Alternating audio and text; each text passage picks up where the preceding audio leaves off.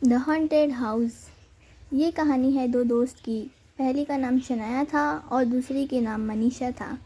वो दोनों बहुत अच्छे दोस्त थे। एक दिन शनाया और मनीषा रात में ऐसे ही चल रहे थे। शनाया ने एक बंगला देखा, उसके ऊपर बहुत सारे मकड़ी के जाले लगे हुए थे। तो फिर शनाया ने मनीषा को बताया कि उधर देख, एक अजीब सा घर। तो मनीषा ने देखा और बोला कि चल चलते हैं ये घर के अंदर। तो शनाया ने कहा, पागल है क्या, अभी घर चलते हैं, कल आएंगे और एक दिन रुकेंगे। तो मनीषा ने कहा ठीक है। दूसरे दिन वो दोनों जब ऑफिस से आए तो उन लोग ने डिसाइड किया कि हम लोग 12 बजे जाएंगे। तो फिर उन लोग अपने काम में बिज़ी हो गए थे। कुछ घंटों बाद अब 12 बज चुके थे।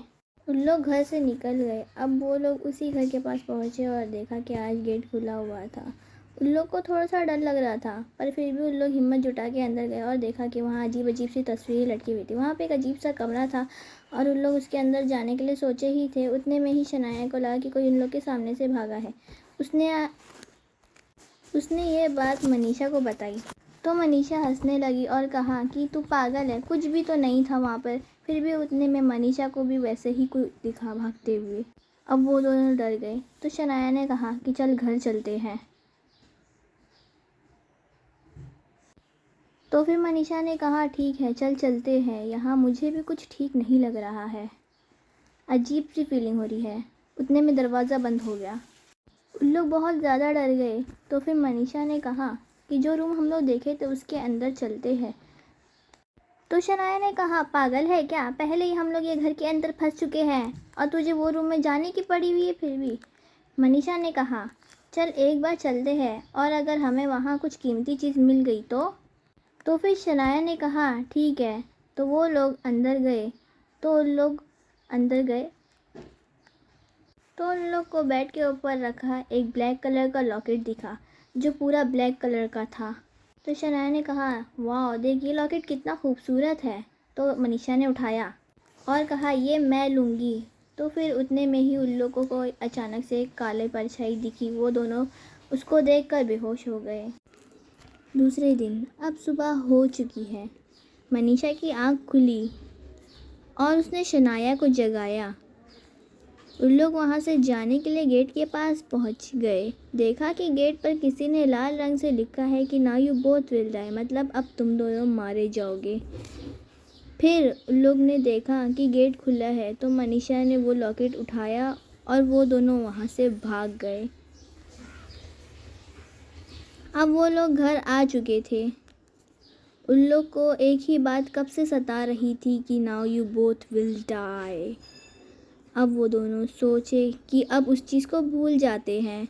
तो मनीषा ने शनाया को कहा कि अब भूल जाते हैं, रात गई बात गई। अब वो लोग ऑफिस के लिए निकल चुके। कुछ घंटों बाद वो लोग अब घर आ गए और बहुत रात हो चुकी थी। क्योंकि उन लोगों को आज बहुत ज़्यादा काम था ऑफिस में, इसलिए उन लोग खाना खाने के लिए हाथ धोने गए। हाथ धोने के बाद खाना खाने के बाद वो लोग सोने चले गए। बिस्तर पर लेटकर वो कल की बात, जो कल हुआ वही सोच रहे थे कि तभी उन लोग को एक परछाई फिर से दिखी। और वो परछाई एक ही जगह खड़ी, वो बहुत लंबी और बहुत पतली, उसके आँखें वाइट कलर की थी। वो दोनों बहुत ज़्यादा उसको देख के डर गए। अचानक से वो परछाई गायब। फिर वो लोग ने जल्दी से अपने मम्मी को कॉल किया। उन लोग की मम्मी ने कोई रिएक्शन ही नहीं लिया उस चीज़ के ऊपर। बस उन लोग को मम्मी ने कहा कि जिस जगह से वो लॉकेट लाए हो वहाँ पर फिर से रख कर आओ। अब वो लोग ने उसी समय वहाँ पर फिर गए और फिर गेट भी तभी भी खुला था और वो लोग डर डर कर अंदर जाने लगे। फिर वो लोग उसी रूम के अंदर गए और वो बेड पे ऊपर लॉकेट रखने के लिए जैसे बैग खोला तो उन लोग को दिखा कि लॉकेट ही नहीं है। वो दोनों डर गए कि तभी उन लोग ने देखा कि हवा पर वही लॉकेट उड़ रहा था। उतने में उन लोग ने देखा कि वही काली परछाई आकर वो लॉकेट पहनने जा रही थी। उतने में बाबा आ गए, उसको अजीब सा लॉकेट पहना दिए। लॉकेट उसी जगह पर राख हो गई। उन लोग ने कहा, तुम कौन हो, कहाँ से आए हो और तुमने हमारी जान क्यों बचाई। तो उस बाबा ने कहा कि तुम लोग की मम्मी ने मुझे बुलाया और मैं जल्द से जल्द यहाँ पर आ गया। और ये परछाई और कुछ नहीं, एक जिन था। हमने इसकी लॉकेट ली, उसको गुस्सा आ गया, इसलिए तब वो लोग बाबा को शुक्रिया बोल के खुशी खुशी चले गए अपने घर।